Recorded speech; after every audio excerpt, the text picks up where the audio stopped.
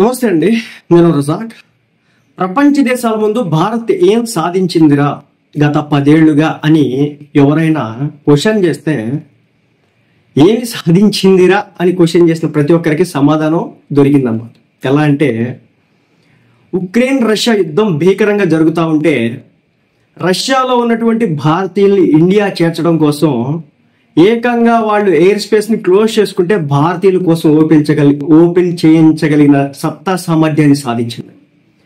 Russia Ukraine మధ్య భయంకరమైన యుద్ధం జరుగుతూ ఉంటే ఉక్రెయిన్ లో ఉన్నటువంటి భారతీయుల కోసం, భారత స్టూడెంట్స్ కోసం ఆ దేశంలో ఎయిర్ ట్రాఫిక్ ని స్టార్ట్ చేయించి భారతదేశానికి స్పెషల్ ఫ్లైట్లు తిరగనిచ్చేలా సాధించింది.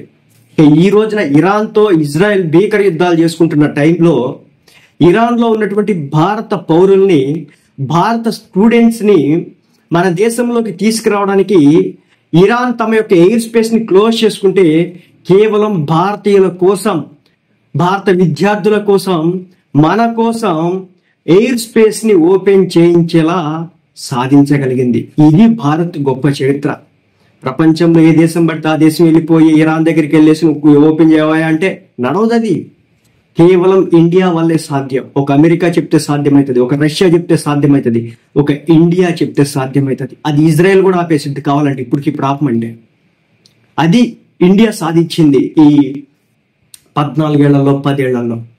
ఇజ్రాయెల్ ఇరాన్ మధ్య ఉద్రిక్తతలు రోజు రోజుకి తీవ్ర అవుతున్న వేళ కీలక పరిణామాలు చోటు చేసుకుంది. ఇటీవల తన గగనతలాన్ని మూసివేసినటువంటి ఇరాన్ భారత్ కోసం ప్రత్యేకంగా మినహాయింపించేందుకు సిద్ధమైంది. దీంతో ఇరాన్లో చిక్కుకుపోయినటువంటి 1000 మంది భారతీయులు కొన్ని గంటల్లోనే భారత్లోకి చేరుకోబోతున్నారు.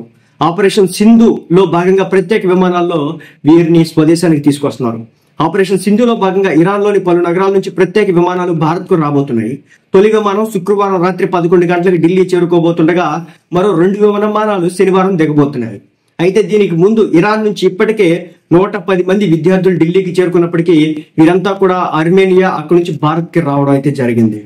వారం క్రితం ఇజ్రాయెల్ చేసిన మెరుపు దాడుల్లో ఇరాన్లోని అనేక స్థావరాలు ధ్వంసం అయ్యాయి. అనంతరం ఇజ్రాయెల్ క్షిపణి. సో ఇదన్నమాట పరిస్థితి. 1000 మందిని 2 రోజుల్లో, ఈ రోజు శుక్రవారం, రేపు శనివారంలోకి ఇండియాకి తీసుకొచ్చేస్తున్నారు. కేవలం మన కోసం మాత్రమే వాళ్ళ ఎయిర్ స్పేస్ ని ఓపెన్ చేశారు. వాళ్ళు ఎయిర్ స్పేస్ ని ఓపెన్ చేస్తున్నారు కదా, ఇజ్రాయెల్ అటాక్ చేయొచ్చు కదా అంటే ఇజ్రాయెల్ ని కూడా ఆపుతారు. అది భారత్కు ఉన్నటువంటి సత్తా.